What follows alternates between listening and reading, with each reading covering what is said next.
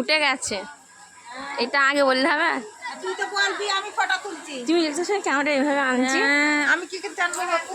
আমি তোমার মুখে ডেট আসলে লিখে দেবো, তাহলেই তো হবে, আর কাটা যাবে না।